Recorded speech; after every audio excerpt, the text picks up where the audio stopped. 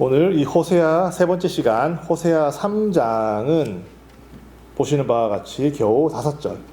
이런 장을 만나면 우리 장수로 하루에 3장씩 읽는다. 이러면 예를 들면 이런 날은 아주 좋은 날이지요. 짧으니까 3장으로 5절로 끝나는 짧은 장이지만 상당히 드라마틱한 내용이 들어있는 하나님의 격정 멜로가 이렇게 있는 그런 내용인데, 이게 성경 말씀으로 쭉 보니까 뭐 이렇게 되게 딱딱한 것 같지만 하나님의 이 이스라엘을 향한 정말 격정적인 그 사랑이 느껴지는 장이 바로 호세아서 3장이 되겠습니다.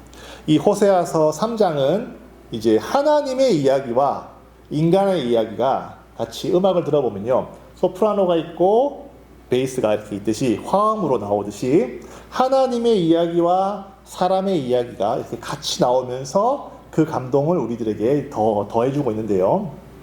3장에 보시면은 3장 1절 전반부는 사실 하나님의 이야기입니다. 3장 1절부터 이스라엘 자손 다른 신 섬기고 지킬지라도 여호와를 사랑하나니까지 끊은 다음에 뛰어넘어서 4절부터 쭉 이어서 읽으면요, 그냥 하나님의 이야기입니다. 하나님이 이스라엘을 너무 사랑하신다는 이야기가 되는 것이죠. 그런데 그 사이에 사람의 이야기를 딱 끼워 넣으셨어요. 호세아와 그 아내의 이야기를 끼워 넣음으로써 호세아가 그 아내를 얼마나 사랑해야만 하는지, 얼마나 그 사랑하는지, 그 호세아가 그 아내를 사랑하는 그 인간, 우리 인간이기 때문에 호세아는 선지자거든요. 그 호세아의 마음을 미루어 짐작해 볼 수 있는 것이죠. 그 호세아의 이야기를 통하여서 하나님의 마음도 이해할 수 있도록 그렇게 구조적으로 액자식으로 하나님의 이야기를 처음에 끝에 배치를 하고 중간에 사람의 이야기를 딱 넣음으로써 우리가 아주 잘 소화할 수 있도록, 잘 이해할 수 있도록 짧지만 그렇게 아주 잘 쓰여진 장이라고 볼 수가 있습니다. 그래서 우리는 이 3장을 볼 때 하나님의 이야기지만 호세아의 마음을 통해서 하나님을 이해하게 된다는 거죠. 하나님을 이해하게 된다는 것이죠. 자, 그래서 우리가 이 말씀을 잘 이해하기 위해서 먼저 하나님부터 우리는 봤으면 좋겠는데요. 하나님이 지금 이렇게 말씀을 하고 계세요. 하나님이 지금 여호와께서 내라는 말은 호세아 선지자에게 지금 말씀을 전한 거잖아요. 호세아 선지자에게 이르기를 이스라엘 자손이 다른 신을 섬기고 건포도 과자를 즐길지라도, 자, 다른 신을 섬긴다, 건포도 과자를 먹는다, 이런 말은 당시에 이제 건포도 과자는 뭐 요즘같이 우리가 이렇게 맛있는 것들이 참 많이 나온 이 세상에서는 좀 이해하기 어려울 수 있겠지만은 유목민족이고 광야를 떠돌다가 이제 가나안 땅에 정착을 하고, 이제 사실은 우리가 잘 생각을 해보면요, 히브리 노예들은 그들만의 문화가 없었고 광야에서 40년 동안 살면서 또 광야는 그들의 유목민족이니까 유목민족들은요, 이 가나안 땅에 이제 원래 살고 있었던 이 농경, 즉 땅을 갈아서 이제 쌀과 이 보리를 재배를 하고 헛간을 짓고 창고를 지어서 쌀을 이렇게 풍족하게 만들어서 그 쌀 가지고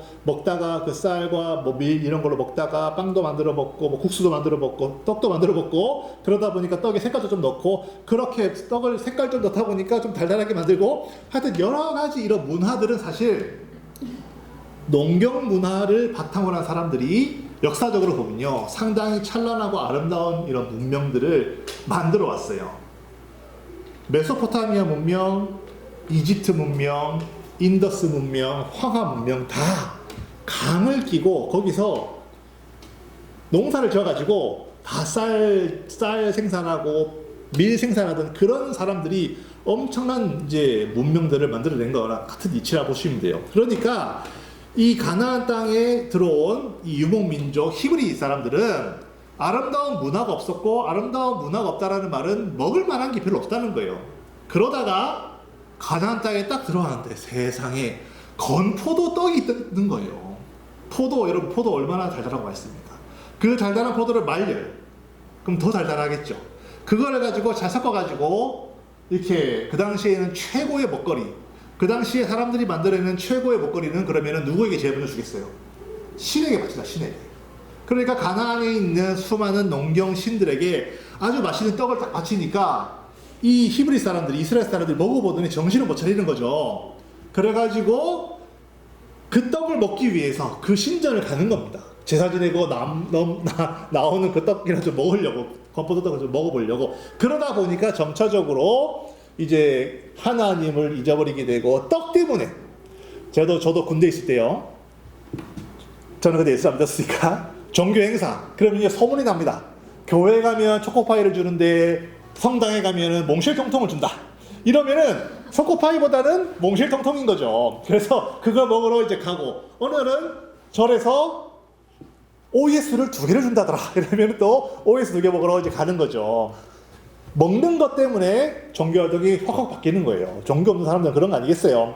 이스라엘 사람들도 생각해 보세요. 히브리 노예로 살던 것들을 정말로 아무것도 없는, 정말 벌거벗은, 정말 코 흘리게 그런 사람들을 하나님이 구해가지고 홍해를 가르고 광야에서 이렇게 굴려가지고 완전한 하나님의 백성으로 만들어서 가나안 땅도 주고 율법도 주고 성전도 짓게 해주셔서 모든 것을 남부럽자게 다 갖춰줬는데, 막상 가나안 땅에 들어가더니 하나님 횡 차버리고 다른 신을 열심히 섬기고 있다는 거예요.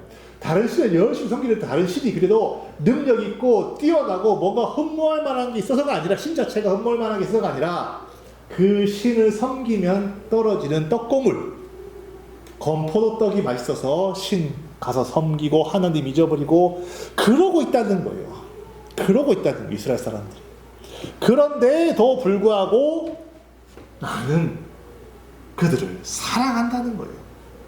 아무리 그들이 나를 버리고 나를 멸시하고 나를 싫어해도 나는 그들을 사랑하니 라고 말하신 다음에, 호세야, 너는 가서 너를 차고 버리고 너한테 새 아이나 낳게 했으면, 새 아이를 낳아줬음에도 불구하고 그 아이들조차도 내팽개치고 다른 남자들하고 놀아나서 다른 남자들하고 살림을 차리다가, 이 학자들의 말에 따르면은 이제 그 호세아의 그 부인, 아내죠. 그 아내가 이제는 이제 이 남자랑 또 바람을 피고 저 남자랑 또 살고 이러다가 결국에는 이 남자 저 남자 돌아다니면, 사실 뭐 이런 얘기까지는 사랑과 전쟁이나 나올 법한 이야기지만은 본처를 이렇게 말하면 좀 그런가요? 그러니까 남편이 있는데도 불구하고 바람피며 이 남자 저 남자를 만나고 다니는 여자와 함께 사는 그 남자는 그 여자를 소중하게 생각할까요? 정말 내 사랑, 하나밖에 없는 나의 귀중한 사랑이라고 생각할까요? 사랑과 전쟁에 보면 아시겠지만은 그런 남자들은 그런 여자를 재미로 만납니다. 그냥 좀 몇 번 즐기다가 그냥 필요 없으면 버려버리는 거예요. 그러니까 이 여자가, 학자들의 얘기에 따르면은 호세아의 아내가 노예 시장에, 왜냐하면 이제 이 여자가 더 필요 없는 거예요, 그 남자 입장에서. 그러니까 노예 시장에 대해서 몸값이라도 받으려고 노예 시장 내놨단 말이죠. 그 이야기를 들은 하나님께서 호세아에게, 야, 너는 빨리 가서 너 것이었던, 즉 아내는 그 당시에 소유물이니까요, 나를 결혼한 소유물이니까 너의 것이었던 그 아내를 정당한 대가를 치르고 또 사라는 거예요. 이 여자가 제 발로 나갔지만은 그럼에도 불구하고 너는 가서 네 돈 들고 가서 그 노예 시장에서 고통당하고 있는 그 여자를 다시 사서 데리고 오라는 거예요. 왜? 하나님의 마음을 알게 하기 위해서. 만약에 여러분과 제가 그런 호세아라면 아내나 남편이 그런 식으로 돼서 지금 나를 버리고 갔단 말이에요. 그리고 딴 여자, 딴 남자랑 열심히 자기 인생을 쾌락 가운데 즐기다가 이제는 처지가 정말로 정말 일반 사람들보다 더 못했어서 노예 시장에 팔리게 될 만한 그런 비참한 처지에 있는 그 남자, 그 여자를 보면은 꼴 좋다 라고 말하겠지, 누가 내 귀한 돈 끌어가지고 그 사람을 다시 사서 내 아내, 내 남편으로 삼겠냐는 거예요. 정상적인 사람이라면 절대로 그럴 수가 없죠. 그런데 그렇게라도 해야만 하는 호세아를 볼 때 우리는 하나님의 마음을 아시다는 거예요. 하나님이 이렇게 이스라엘이 음란하게 자기가 섬기고 싶은 신 섬기고 하나님을 멸시하고 무시해도 하나님은 이스라엘을 그렇게 사랑하셔서 온전한 값을 치르고 대속 다시 사신다라는 예언이 3장에 나와 있는 거 아니겠어요? 우리가 다 알고 있는 바로 그 이야기. 복음. 하나님께서 우리 인간에게 주신 가장 큰 선물. 영생. 바로 예수 그리스도는 바로 그 영생.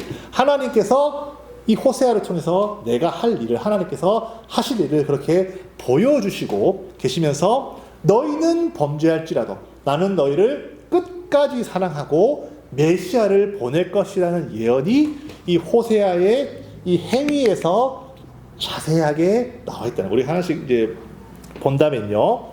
여기 2절에 이런 표현이 있습니다. 내가 나라는 여기서 나는 호세아죠. 호세아가 은 15개와 보리 한 호멜 반으로 나를 위하여 그를 사고. 자, 2절에 보시면은 은 15개. 그 당시에 이제 남종이나 여종이나 이 노예 시장에 나온 노예를 사기 위해서는 여러분 하나님이 노예를 긍정하신 것이 아닙니다. 인간의 문화에서 그렇게 된다면 그렇게라도 억지로라도 그렇게 하게 하시는 분이 하나님이시지 하나님은 노예를 긍정하지 않으세요. 모든 인간을 평등하게 만드셨기 때문에. 그러나 인간의 문화가 그리하다면 그렇게라도 이렇게 묵인해 주시는 분이 하나님이세요. 모세가 이혼 증서를 써주라고 했다. 이 말은 하나님이 이혼을 찬성하시는 것이 아니에요. 인간들이 하도 이혼을 해대니까 그래서 그냥 이유도 없이 버림받은 여자들의 삶이 너무 비참하니까 그래도 이혼 증서라고 하는 그런 걸 써주기라도 하면은 그래도 이혼 증서를 받은 사람은 또 다른 남자에게 시집, 재혼을 할 수가 합법적으로 재혼을 해서 그나마 그 여자의 일생이 더 불쌍해지지 않도록 하나님께서 어쩔 수 없이 만든 법이라는 거예요. 이혼 증서라는 것이. 그 이혼 증서를 가지고 하나님이 합법적으로 이혼하게 하라고 했다. 그래서 여자가 좀 살아보다가 마음에 안 들면 이혼 증서 써주기만 하면 되는 거 아니냐. 왜냐면 난 법에 저축될 것 없다. 하나님 보시기에 기뻐하신 뜻이다. 대로 그렇게 하고 이혼 증서 써서 이혼해버리는 것은 하나님의 뜻이 아니라고 분명히 예수님께서 그렇게 말씀하셨듯이 노예 시장에서 노예를 사는 것도 하나님 기뻐하시는 일이 아니에요. 하지만 그럼에도 불구하고 하나님은 뜻이 있으셨던 거예요. 왜냐하면 노예와도 같은 우리를 죄의 노예, 마귀의 노예, 사탄의 노예여서 지옥불에 떨어져야만 하는 그런 노예들을 구원하시는 하나님의 그 일을 미리 그림자로 보여주기 위해서 노예라고 하는 그 상태를 그나마 인정하셨어요. 그래서 노예를 살 때는 반드시 남종이든 여종이든 은 30, 그러니까 은 30 셰켈이라고 하는데요. 은 30을 주고 사야 되는 거예요. 은 30을 주고 사야 되는 거예요. 그래서 이 호세아가 은 15개, 30개가 아니고 은 15개를 사고 신기하게도 은 15개를 가지고 가면서 여기에 보리 한 호멜 반, 그러니까 한 호멜 반이니까 1.5 호멜이겠죠. 에스겔서 45장에 보면요. 한 호멜은 은 10개의 값과 동일하다 그랬어요. 그러니까 호멜이라고 하는 큰 양이에요. 그러니까 당나귀가 실을 수 있는 이 보리의 양을 호멜이라고 그러는데 이 호멜 반이니까 산술적으로 계산해 보면은 은 15개. 그러니까 이 은 15개하고 이 보리로 되어 있는 은 15개를 가지고 은 30개를 가지고 노예 시장에 가서 나의 아내였던 나를 버리고 내 자식을 버리고 생각해 보세요. 나를 배신하고 떠난 것도 인간적인 마음으로는 열받는데 여러분들이 자식을 낳아보면 알겠지만은 생각해 보세요. 이 내가 사랑하는 내 자식들은 셋이나 있는데요. 이 아이들에게는 엄마가 없는 거예요. 나한테 배신하고 비참하게 한 것도 기분 나쁘겠지만 엄마의 빈자리 어떻게 채울 거냐는 거예요. 내 사랑하는 자식에게 엄마가 없는 이 아이가 고통받는 걸 보면요. 내가 당하는 것보다 훨씬 열받습니다. 그런 여자를 작은 가격도 아니야. 은 30개를 가지고 노예를 사오는 거예요. 은 30 이러면은 유명하신 분이 있죠. 성경에. 누굽니까? 누가 은 30에 팔렸어요? 가룟 유다가 예수님을 은 30을 받고 팔아버렸어요. 그 사실에 관한 어떤 말하자면 코드입니다. 비밀 코드. 성경을 아는 사람이라면 볼 수 있는 코드죠. 아, 은30이 여기서 나오는구나. 하나님이 괜히 은30냥 받고 유다 팔미 아니네. 알 수가 있는 것이죠.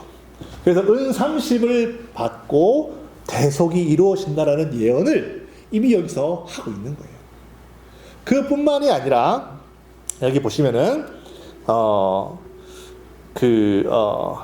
그러면은 생각해 보면 생각할 수 있겠죠. 그러면은 호세아가 은30을 가지고 가면 될 텐데 왜 굳이 번거롭게 은15개 하고 한 보리 한 호멜 반을 갖고 갔을까? 이 말은 우리가 성경을 좀 이렇게 깊이 좀 느껴보자고 저는 생각을 해봤으면 좋겠는데요. 노예를 사는데 은30이야? 그래 은30 자. 이러면은 뭐랄까? 돈은 훨씬 많아요. 많은 사람이 은30 그래 은30 코드에 맞춰가지고 딱 준다. 는 것보다 아시겠지만 예나 지금이나 하나님의 사람들은 어떻습니까? 부유할까 가난할까? 대체적으로 하나님의 사람들은 대체적으로 가난합니다. 그러니까 호세 입장에서는 은30을 덜렁 구할 수가 없는 거예요. 그러니까 박박 긁어가지고 있는 거 없는 거 다 긁어가지고 은 15개를 만든 다음에 은30 나머지 15이 없으니까 그러면 보리라도 다 구워가지고 보리를 모아가지고 겨우겨우 자기가 할 수 있는 최선의 것을 다 긁어 모아서 그 아내를 그 집 나간 나를 배신한 노예 처지에 빠져있는 바로 그 사람을 산 거예요. 있는 거 다 해서 사온 거예요. 내일 내가 먹을 음식이 없을지도 몰라요. 내가 내일 자녀들에게 먹일 수 있는 빵과 밀이 없을지도 몰라요. 그렇지만 그런 걸 떠나서 일단 내 아내를 구해야만 하니까 모든 걸 다 긁어가지고 그 노예를 사는 거예요. 이 말은 우리를 구원하신 하나님의 마음을 느껴볼 수가 있어요. 우리를 구원하실 때 하나님이 할 수 있는 최고의 것으로 우리를 사셨단 말이에요. 하나님이 우리 인간을 구원하실 때 천사를 보내서 구원한 것이 아니에요. 천사 십자가 달려 죽여가지고 구원하신 게 아니라 하나님의 독생자 단 하나밖에 없는 그 모든 것. 어떻게 보면 이 부모 입장에서는요, 내가 죽었으면 죽었지 아들이 죽는 거를 보지는 못합니다. 차라리 내가 대신 죽지 아들이나 딸이 죽는 거를 보고 있는 부모의 마음은 엄청 더 괴로운 거예요. 예수께서 십자가 달려 죽으셨을 때 하나님 아버지는 나는 안 죽어서 다행이다 이렇게 말씀하신 것이 아니라 예수가 십자가에 달려 처절하게 죽으실 때는 그 고통을 바라보는 하나님 아버지의 고통은 우리 인간의 상상을 뛰어넘는다는 거예요. 그런 것처럼 하나님이 할 수 있는 모든 것을 바쳐서 여러분을 구원했는데 그 구원을 여러분과 제가 받았다는 것이죠. 은 15개 많은 가운데 호세아가 많은 가운데 은 30이면 돼? 알았어 이렇게 해가지고 갖다 준 것이 아니고 있는 거 없는 거 다 긁어서 그 아내를 노예를 샀다는 거예요. 그거를 우리가 여기서 느껴볼 수가 있겠지요. 그리고 하나 더 이 호멜 또 은 15개 하고 한 호멜이 아까 말씀드렸듯이 당나귀가 실을 수 있는 대략적으로 당나귀가 실을 수 있는 양의 정도가 되는 것이 한 호멜입니다. 그러니까 당나귀가 하나가 실을 수 있는 게 호멜이라 그러면 한 호멜이라 그러면은 호멜 반이니까 당나귀가 좀 힘겹게 실었겠죠. 왜냐면 1.5배 정도 됐으니까 그 힘겹게 싣고 이제 그 아내를 구하러 당나귀를 끌고 오는 생각해 보세요. 당나귀의 그 노예를 살 수 있는 몸값이 실려 있는 거예요. 그렇죠? 이 당나귀 하면은 또 누가 생각나십니까? 종려주일에 새끼 당나귀를 얼마나 힘겹게 이렇게 예수님께 태워서 갔겠어요. 그죠? 이 당나귀도 마찬가지 노예를 구하기 위해 그 한 호멜 반해야 되는 양을 스스로 싣고 그 노예를 구원하기 위해 그 시장으로 가는 당나귀. 여기서 우리는 예수님의 모습이 또 떠올려져야 된다는 거예요. 성경을 아는 그 미스테리 코드, 성경을 보는 그 코드가 있는 사람들은 이 호세아서의 한 호멜 반이나 신고 가는 그 당나귀를 볼 때 그렇지. 예수님도 당나귀 타고 예루살렘에 들어가셔서 거기서 심판받고 골고다에서 죽으셨다. 나 대신 죽으셨지. 그 이야기가 생각이 나야 되는 거예요. 그렇죠? 이것이 호세아서에 들어있는 예수 그리스도의 모습입니다. 호세아서는 사실 예수 그리스도가 우리를 위해서 그렇게 팔리시고 당나귀 타고 들어가셔서 결국에는 십자가 달려 죽으실 거란 예언을 아는 사람만 알 수 있도록 그렇게 은밀하게 기록을 하고 있어요. 성경이 그래서 참 재밌는 책인 것 같아요. 성경을 알고 다시 보면은 이 속에 무궁무진하게 하나님의 은밀한 기록들이 있다는 거예요. 그래서 성경학자들은, 어떤 성경학자들은 말하기를 구약에만 한 15,000개나 되는, 우리는 다 셀 수가 없죠. 대략적으로 한 몇백 개, 한 1,000몇 개 생각하지만 어떤 사람들은 만 개 정도나 몇천 개나 되는 예수 그리스도에 관한 예언들이 은밀하게 숨겨져 있다고 성경을 이렇게 기록을 하고 있어요. 그렇게 학자들 간에서는 그렇게 말을 하고 있어요. 그러니까 성경을 보면 볼수록 이 구약은 단순히 옛날 이야기가 아니라 예수 그리스도에 관한 이야기구나. 시편을 봐도 예수 그리스도, 잠언을 봐도 예수 그리스도, 전도서를 봐도 예수 그리스도, 모든 것이 다 예수 그리스도에 관한 책이라는 것이죠. 그래서 하나님께서 그렇게 우리를 구원하셨어요. 있는 것 없는 것 다 긁어 모아서 우리를 위해서 최고의 것을 주셨단 말이에요. 이러한 하나님. 우리 옆 사람 보세요. 우리 하나님의 은혜가 얼마나 대단한지. 우리 저번에 얘기했지만 어떻게 하나님 대단하시다. 너 같은 걸 구원하시고 하나님의 아들을 우리들에게 주셔서, 우리가 내 구원 생각할 때는요, 자기 스스로 구원 생각할 때는 그게 부당하다고 생각이 되지 않아요. 하지만 옆 사람을 보면 이게 얼마나 부당한 일인지, 저 사람을 구원하기 위해서 하나님의 아들이 죽으셔야 한다고? 저 인간을 구원하기 위해서 하나님의 아들이 죽으셔야 한다고? 이 얼마나 부당한 일입니까? 맞습니다. 이것은 부당한 일이에요.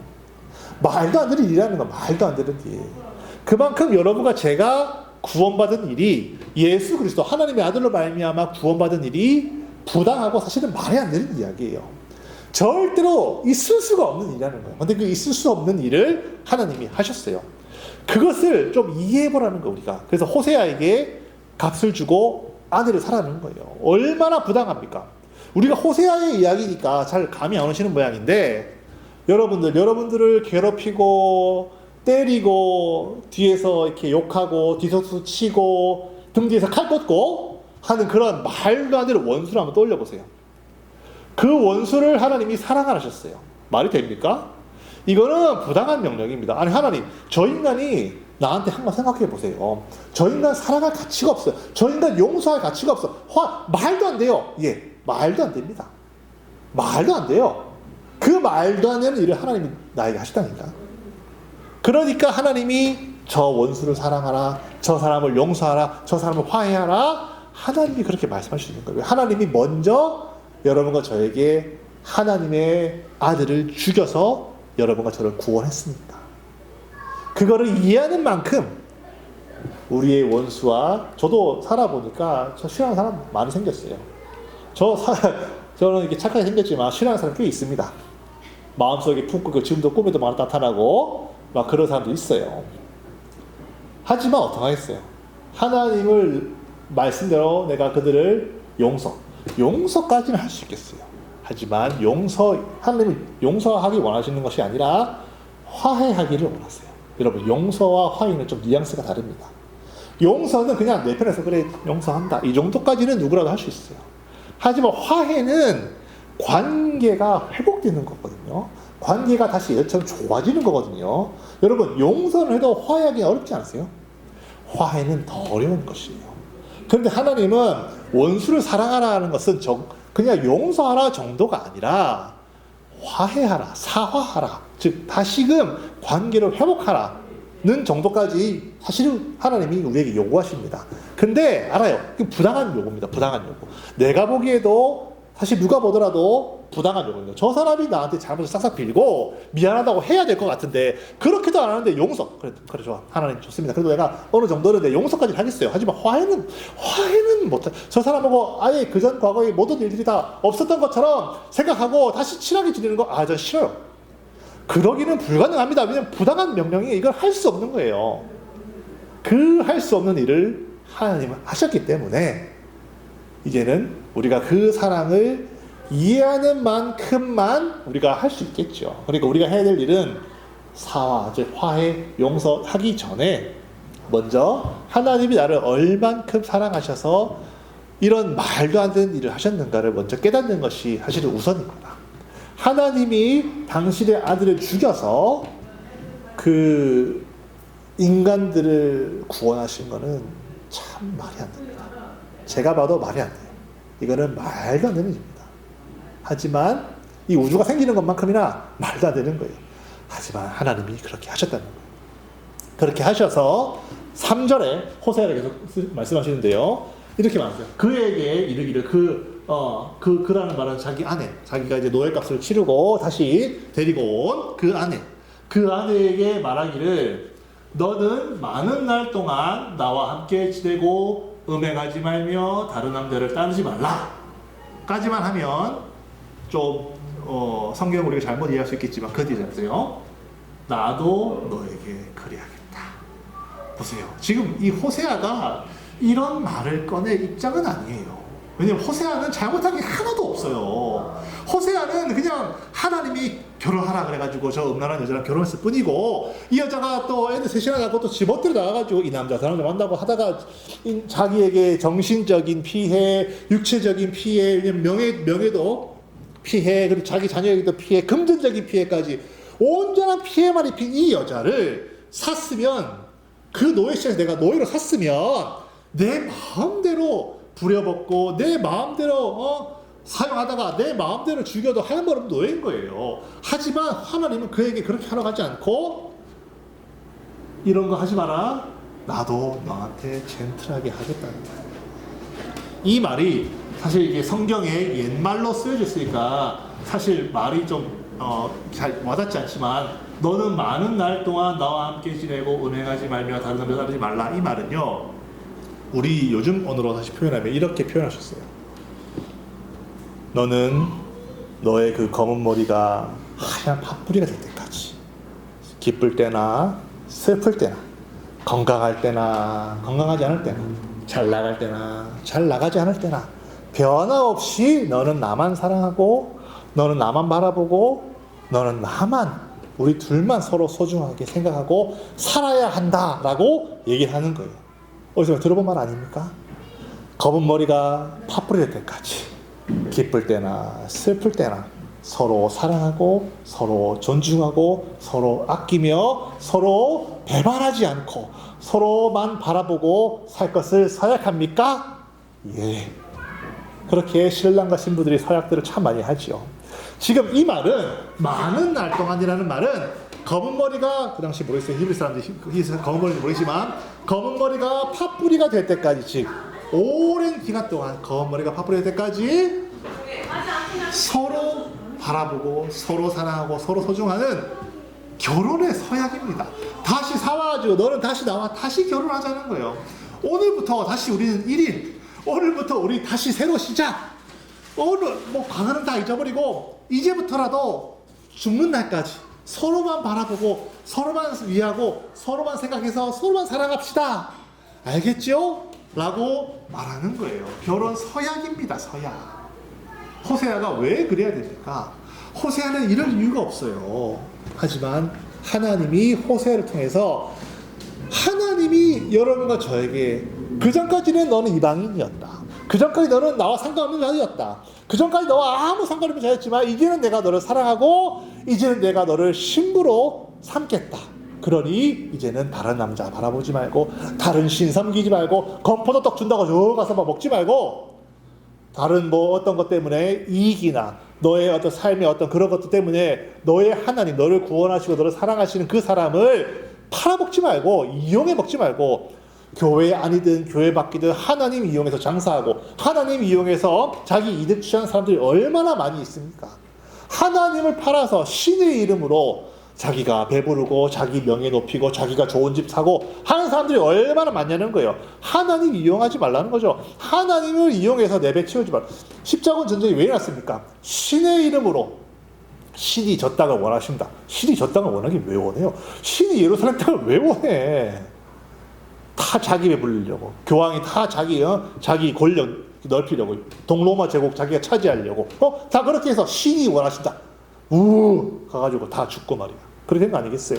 신의 이름으로 자기 배를 이용하지 말고 건포도 먹기 위해서 다른 신 섬기지 말고 너는 나만 바라봐. 너는 나는 너를 거룩한 신부로 삼아주겠다는 거야. 너는 나의 거룩한 신부가 되었으니 제발 나만 바라보고 살아다오 라고 그렇게 여러분과 저에게도 하나님이 그렇게 말씀하셨어요. 그래서 거룩한 신부를 계시록에 보면은 거룩한 신부를 하나님께서 성령으로 만드셔서 그 신부를 만나러 다시 오시는 거예요. 예수님의 재림은 1차적으로는 신부를 다시 만나러 오시는 거예요. 여러분 만약에 어제 결혼을 했는데 2000년 동안 신부를 못 만나다가 2000년 훨씬 이후에 다시 신부를 만난다면 그 얼마나 괴롭겠어요. 주님이 다시 오시는 것은 물론 마귀를 멸하시고 뭐 지옥불에 던지시고 세상에서 심판하시고 그런 중요한 일들이 있지만 거룩한 신부를 만나러 오시는 거예요. 지금 예수님은 그 신부를 만나러 오기 위해서 지금도 기다리고 계시다는 거예요. 아버지의 말씀이 떨어지기까지 언제인지 몰라. 아들도 언제 하는지도 모르고 아버도 몰라. 아버지가 가라 하시면 그때 아들이 신부를 만나러 오는 것이죠. 여러분과 제가 그런 거룩한 신부로서 살아가기를 바라는 하나님의 그 마음을 오늘 좀 깊이 간직하셨으면 좋겠습니다. 이 호세아도 보세요. 그렇게 사고 와서 난 남자 만나지 말고 음행하지 말고 검은 머리가 파뿌릴 때까지 이제 서로 사랑하자. 나도 너한테 그렇게 하겠다. 나도 절대로 너 배반하지 않을 테니 너도 나를 배반하지 마. 그렇게 말씀하시는 이 호세아의 말이 곧 하나님이 여러분과 저에게 하시는 그 말씀이라는 것을 우리가 알고 깨닫고 그런 거룩한 신부로서 살아가는 여러분과 저가 되기를 예수 이름으로 축원합니다.